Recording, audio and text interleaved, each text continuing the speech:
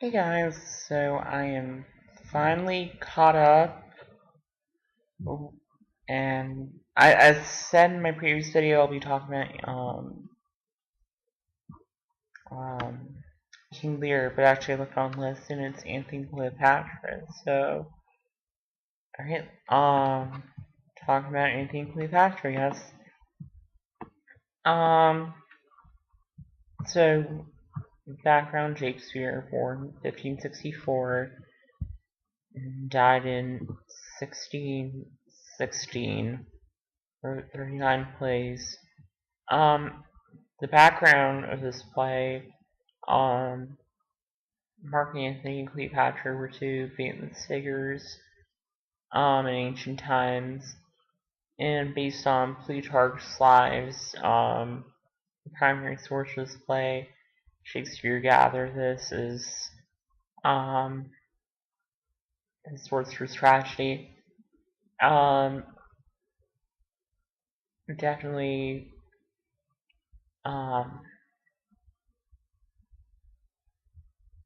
the English certainly did celebrate Hellenistic and Roman customs.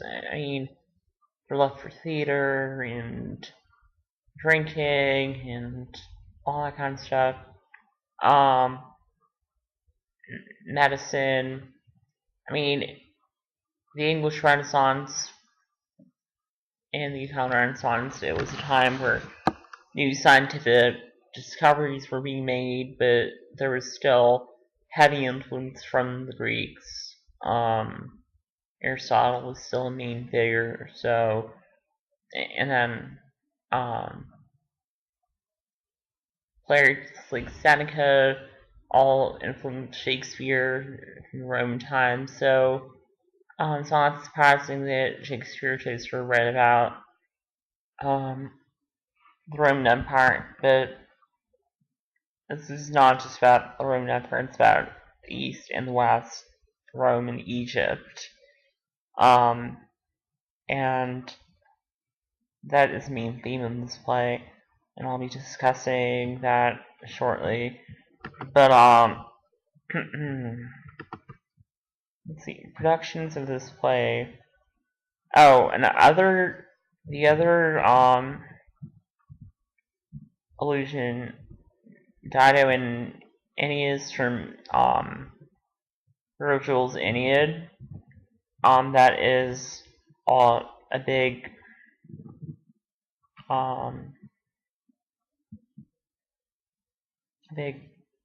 tie-in. So I want to look when this play was first performed. I represent Shakespeare.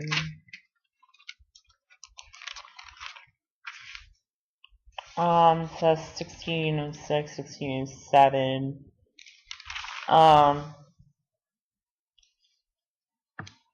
It doesn't say where it was performed, but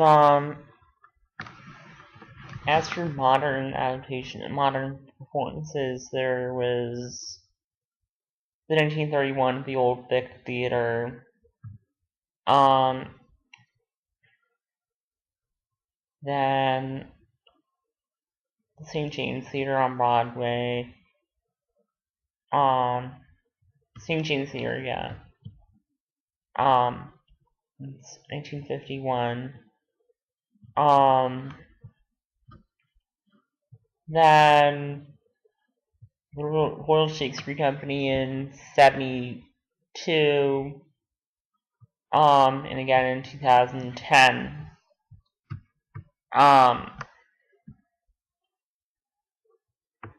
So, this is probably one of Shakespeare's later, tragedies. Well, later plays, I wouldn't say one of his latest tragedies, but, so the plot of this play says, this play has a lot of scenes in it, so a lot happens. So Antony When the triumvirs of Rome to the people who succeeded Julius Caesar, he loves Cleopatra, and he's lost his interest in his position. And Cleopatra loves him too, but he's married to Flavia, and he's asked to attend to his duties more. So Soothsayer comes and describes the fortunes of Cleopatra and her two servants. And this point, Antony learns that his wife has died. He goes and tells Cleopatra about this, and that he must take leave from Octavius and Lepidus, the two other triumvirs. They discuss the duties of Antony being neglected. And they talk about Pompey, whose father was killed by Caesar, and he's angry at the triumvirs and the Romans, and he is friends with the Egyptians, and he wants to get revenge. So, next scene, one of Cleopatra's servants, Alexas, sends a jewel from Antony to Cleopatra. So Pompey thinks that because he's controlled the seas and is popular, he can conquer the triumvirs, especially Antony because he's in Egypt. And Caesar basically scolds Antony. Anyway, they plan for Antony to marry Caesar's sister, Octavia. And Cleopatra and Antony's love, being from separate empires, is at this point sort of forbidden. So Antony and Octavia meet, and Antony learns news from Egypt. Basically, Cleopatra goes mad at the news of Octavia. Meanwhile, the men triumvirs make peace with Pompey, and there's a drinking party. And then this guy named Vinidius, fighting for Antony, defeats the Parthians in killing their king's son. Which isn't really a major event, but there is a whole scene devoted to that, so I thought I'd write that down. So Agrippa, I believe that, I can't remember, was that one of Pompey's friends? No, it's Caesar's friend. And Inobartus, who's really loyal to Antony, discusses the current state of affairs of the state. How Pompey's gone, Octavius and Caesar, saddened by their Octavius Caesar, or saddened by their nearing departure. Lepidus is still drunk, and Antony is just totally full of love. And Caesar tells Antony to be good to his sister. Meanwhile, the servant goes to Cleopatra and describes Octavia. Antony basically describes to Octavia how he's not really in love and how he has to go. And Caesar and Lepidus have meanwhile murdered Pompey. So Caesar is gone to Egypt, and Octavia's heartbroken, and they go after him, and they go to Antony's camp. And Caesar's army comes, but Antony escapes. He follows a ship, but he's ashamed of himself, and Cleopatra comforts him. So Caesar tells this guy named Titius to try to win Cleopatra's heart, so Antony can come to his senses and just leave her. So Antony thinks Cleopatra's cheating, but then she says some things, and he realizes that she's faithful.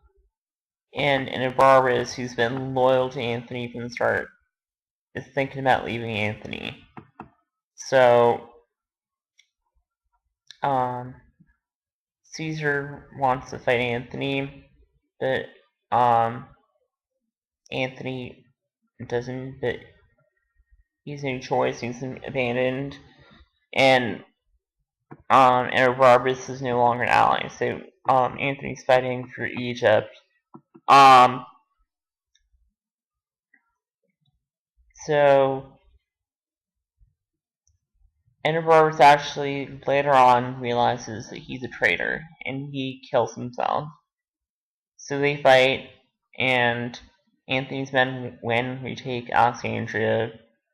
But then Caesar and Cleopatra, well, Egypt actually, hands him over to Caesar, and Antony calls Cleopatra a traitor, and he says she should kill herself.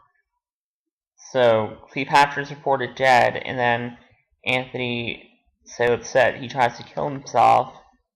Well, he asks his servant to kill himself, but kill him, but the servant kills himself instead. And Antony falls on the sword, and then learns the truth that Cleopatra is alive and dying. Antony's taken Cleopatra, and he dies in her arms, and then Caesar learns of this, and then Cleopatra and her servants commit suicide. So, alright, so I'm going to talk about the characters a bit. Cleopatra,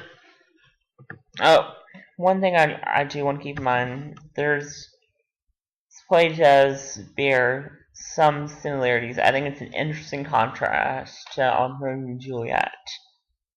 And Cleopatra is a much more mature, older woman than Juliet. And she's, of course, a queen. There's more at stake with her. And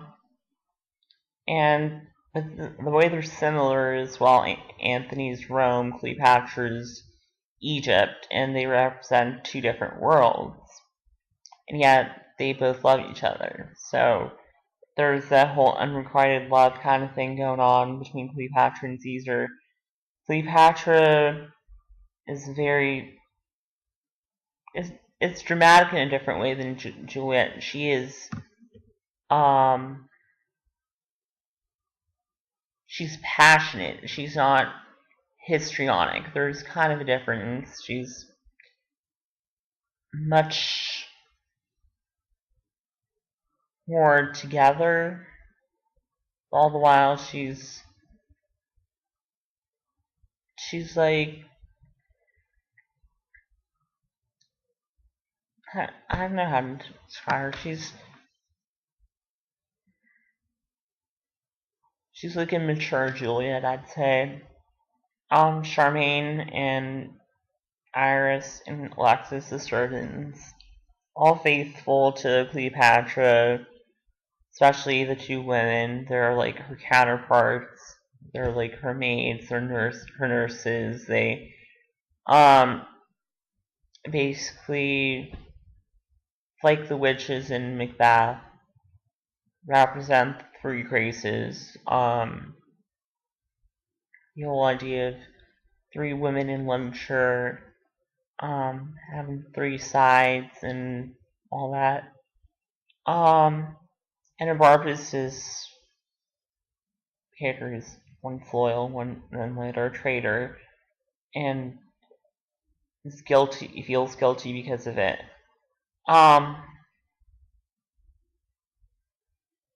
This character, we see that loyalty does go to an extent, and I mean the fact that he does kind of repent by killing himself, we can figure that he is still loyal in heart to Antony. Octavius and Lepidus. Octavius is definitely the big shot of the three triumvirs. Antony is definitely in the middle, who, power-wise, he's strong, politically, because of his love affairs, neglects his political affairs. Lepidus is the weakest. He's like the weakest link, and this is another three. We have these three. We have Cleopatra, Charmaine, and Iris. So the male three counterparts, and we have the weak male. We have the one in the middle. We have the strong male. And that's definitely the significance of how those characters are portrayed, and how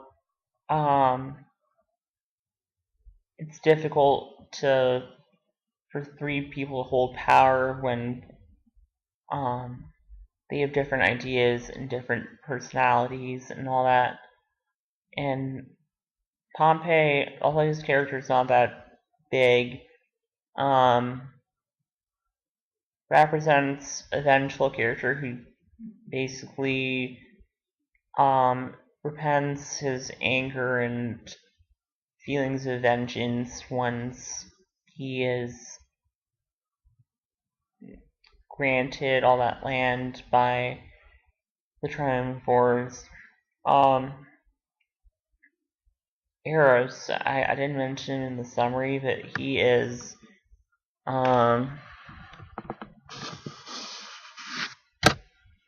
okay, sorry. So Eros is the servant to it's bad wind out there. Is the servant to sorry, text messages really distract me.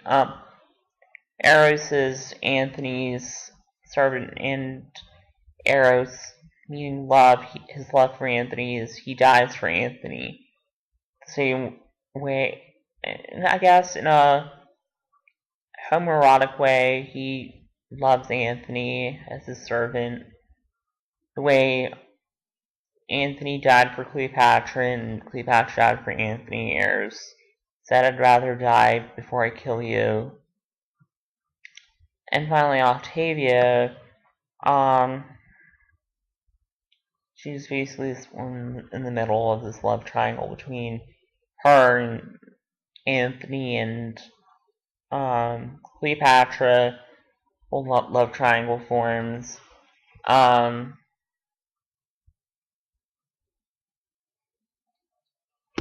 So some of the common themes here. There is neglect of power. How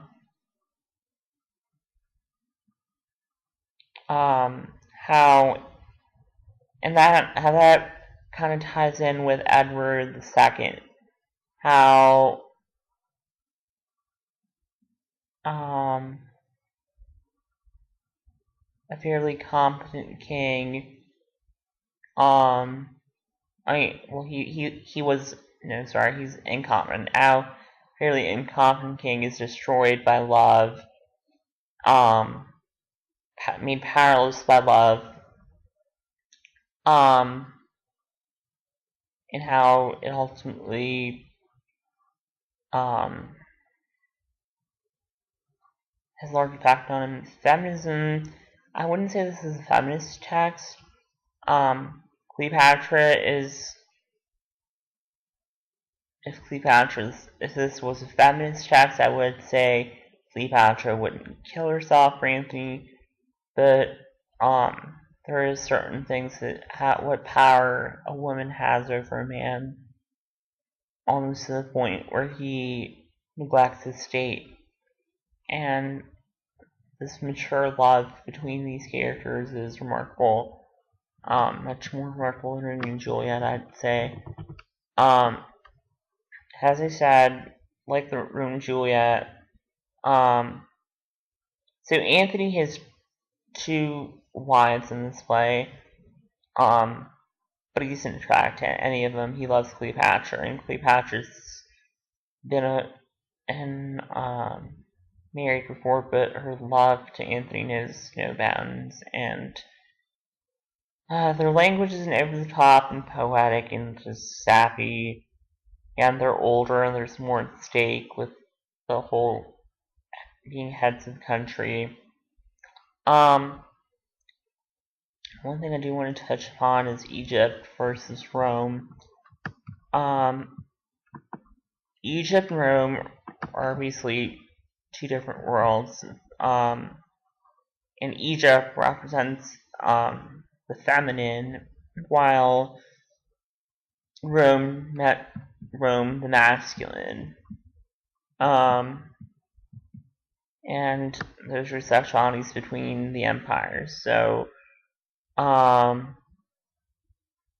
it is, so it's like the feminine empire seeks the masculine empire, and the masculine empire seeks the feminine, and there's just this tie-in between them.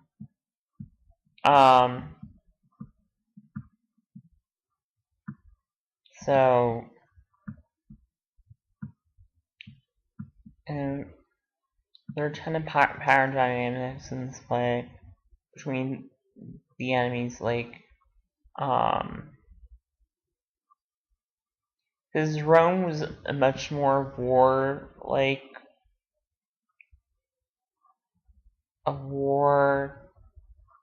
empire, and, Egypt much more exotic, so that's what these characters represent. So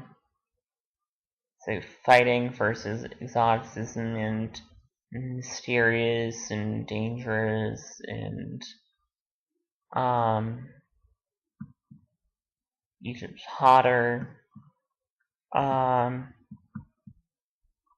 So it's the whole thing with that. And the other characters just serve as resistances for that.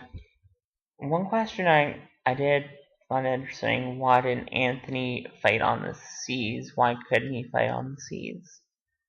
And my answer for that really boils down to, I guess, the sea is in between Egypt and Rome, and the sea is neutral, and it is far away from oneself and far away from where love is, and you can fight on land, but the sea, where there's wandering, he can't fight.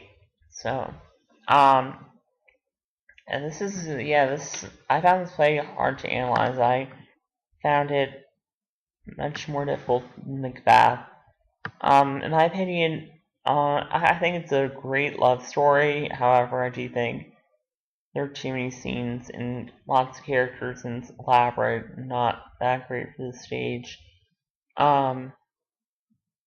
Like I said, it draws comparisons to Romeo and Juliet and Edward II.